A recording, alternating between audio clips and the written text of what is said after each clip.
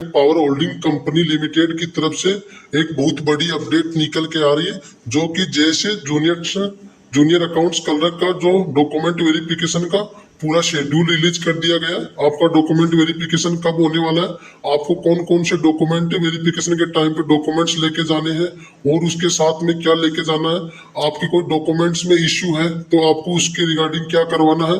तो मैं आपको सारी डिटेल से सारी चीजें बताऊंगा, तो वीडियो में आप अंत तक बने हुए रहेगा। वीडियो को बिल्कुल भी स्किप मत कीजिएगा और अगर वीडियो में दी गई जानकारी अच्छी लगी तो वीडियो को लाइक कीजिएगा।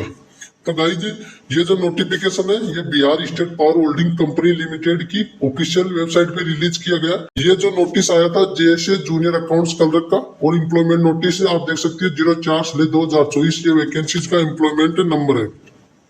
उनके डॉक्यूमेंट वेरिफिकेशन के रिगार्डिंग ये नोटिस दिया गया, जिसमें इन्होंने ऑब्जेक्शन वगैरह ले लिए थे 26 तारीख तक।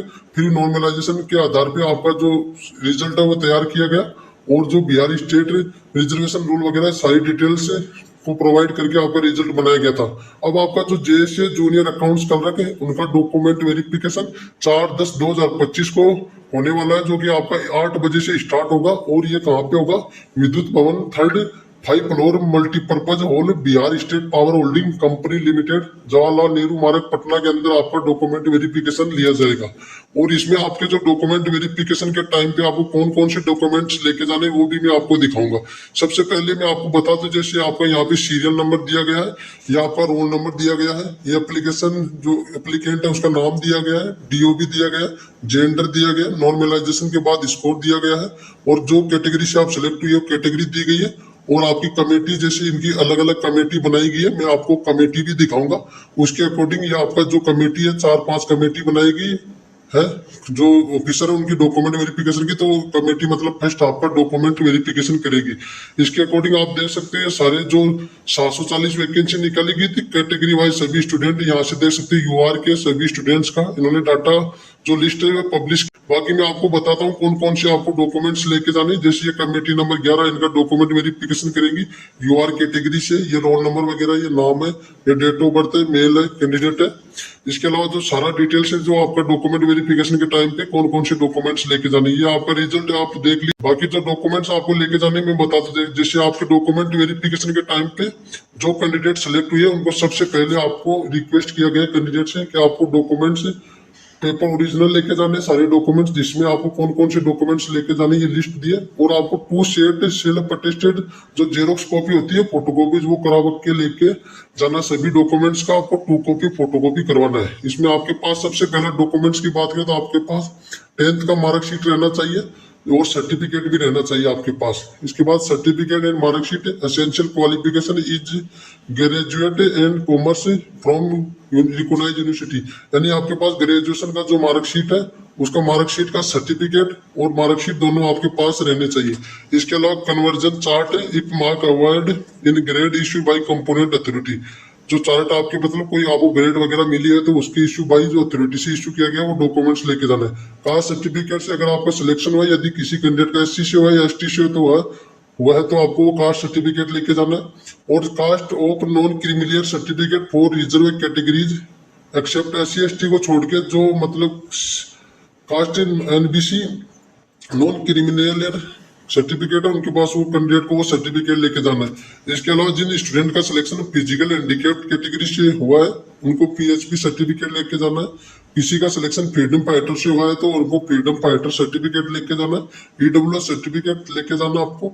और जो कैंडिडेट मतलब जो डोमिसाइल बिहार मूल निवासी का प्रमाण पत्र का आप लाभ उठा रहे हैं तो उनके लिए आपको जो मेल या वुमेन कैंडिडेट है उनको डोमिसाइल सर्टिफिकेट लेके जाना है। काउंटर पोलियो आपका एडमिट कार्ड का फोटोकॉपी आपको लेके जाना है। इसके अलावा एनओसी को मैं थोड़ा ब्रीफ में बता दूं, अगर आप किसी डिपार्टमेंट में पहले से वर्किंग है, डिपार्टमेंट में काम कर रहे हैं, तो वहां से आपको नो ऑब्जेक्शन सर्टिफिकेट लेना होता है जो आपने इंटीमेशन दिया था फॉर्म के रिगार्डिंग, वो एनओसी आपको लेके जाना है। या आप रिजाइन मार के आ रहे हैं तो आप रिलीविंग सर्टिफिकेट भी वहां से लेके आ सकते हो। इसके अलावा आपको एफिडेविट तैयार कराना है जिसके अंदर आप मतलब आपकी मतलब मेरिड हो इसके बारे में देना है, आपकी आप अनमेरिड हो या मेरिड हो तो आपने कभी दहेज नहीं लिया है इसके रिगार्डिंग, और आप मतलब अनमेरिड हो तो आगे चल के आपकी शादी होती है तो आप दहेज नहीं लोगे, ये इसके बारे में। बाकी आपके ऊपर कोई भी कोर्ट केस या सिविल केस नहीं चल रहा है, कोई भी आपको मतलब केस वगैरह आपके ऊपर नहीं चल रहा है, इसके बारे में ये बताया गया। ये सर्टिफिकेट आपको किसी भी कोर्ट से तैयार करवा लेना है, जो 100 रुपए का स्टाम्प आता है या 50 का स्टाम्प, उस पर एफिडेविट तैयार करवाना है। इसके अलावा जो आपका in case mismatch name, आपका मतलब नाम में दिक्कत है जिसमें कैंडिडेट नेम है, मदर्स नेम है, फादर्स नेम है, matriculation certificate, the candidate has a bring affidavit. अगर आपके मतलब मोटा मोटा बात करें तो आपके अगर मान लो किसी नाम में मिसमैच है, जैसे आधार कार्ड है या 10th का मार्कशीट है या कोई भी डॉक्यूमेंट्स है, तो उसके रिगार्डिंग आपको कोर्ट से एक एफिडेविट बनवाना होगा, जो कि आपका नाम के रिगार्डिंग आपको वहां से एफिडेविट तैयार करवाना होगा। इसके अलावा आपको मेडिकल फिटनेस सर्टिफिकेट तैयार करवाना है, जो कि गवर्नमेंट सिविल सर्जन हॉस्पिटल हो, कोई भी डिस्ट्रिक्ट हॉस्पिटल हो, वहां से आप तैयार करवा सकते हो, जो कि सिविल सर्जन है या असिस्टेंट सिविल सर्जन है, मेडिकल ऑफिसर से आपको ये डॉक्यूमेंट से मेडिकल सर्टिफिकेट तैयार करवाना है। इसके अलावा आपको एक बॉन्ड फिलअप करना है, जो कि 100 रुपए के जुडिशियल स्टाम्प पे आपको ये टाइप करवाना है। ये बॉन्ड आपका तब लिया जाता है जब आप 2 साल से पहले जॉब छोड़ते हैं, तो आपको 50,000 रुपए कंपनी को बॉन्ड राशि देनी पड़ेगी। इसके रिगार्डिंग ये आपसे बॉन्ड भरवाया जाता है। इसके अलावा आपको आधार कार्ड लेके जाना है और 2 कलर फोटोग्राफ लेके जानी है आपको। Submission of online application form, आपके पास एप्लीकेशन फॉर्म वाली फोटो है तो भी ठीक है, अगर कोई दूसरा फोटो है तब भी चल जाएगा, कोई दिक्कत नहीं है। इसके अलावा इन्होंने बताया the selected candidate will first have to through process will IRS biometric verification, यानी कि सबसे पहले आपका बायोमेट्रिक वेरिफिकेशन किया जाएगा, उसके बाद आपका डॉक्यूमेंट वेरिफिकेशन कंप्लीट किया जाएगा। और if recommend candidate he be offer joining post immediately, और जैसे आपका डॉक्यूमेंट वेरिफिकेशन और बायोमेट्रिक वेरिफिकेशन क्लियर हो जाता है तो आपको तुरंत प्रभाव से ही ज्वाइनिंग लेटर हाथों हाथ दे दिया जाएगा। इसके अलावा the candidate are inform they must be present in person on the scheduled date, place on time before document verification committee. If they fail of appear or fail of bring required document paper, their candidate may be cancelled। यानी कि आप document verification के time पे time से नहीं पूछते हो और आप उसके बाद डॉक्यूमेंट वेरिफिकेशन करवाने की सोचते, तो ऐसा पॉसिबल नहीं है, आपका कैंडिडेचर कैंसिल कर दिया जाएगा। Every perception has been taken the prepare of merit list even in this crispy found of future, यानी कि आपका डॉक्यूमेंट्स वगैरह आपके जो आपने डिटेल दिया वो सही होना चाहिए। अगर आपने कुछ छुपाया है तो आपके ऊपर आगे चल के बाद भी रिजेक्ट किया जा सकता है, आपका जो कैंडिडेचर है वो कैंसिल किया जा सकता है। इसके अलावा इन्होंने बताया if the above terms and condition are acceptable the provisionally selected candidate में come schedule data date time on place, आपको इसी दिए गए टाइम के अनुसार वो डेट को पहुंचना है। नो सेपरेट इंडिविजुअल लेटर, आपको कोई पर्सनल नोटिस या इंडिविजुअल लेटर नहीं भेजा जाएगा। नो DA, आपको कोई डॉक्यूमेंट वेरिफिकेशन के टाइम पर ट्रेवलिंग अलाउंस या DA वगैरह कुछ नहीं दिया जाएगा।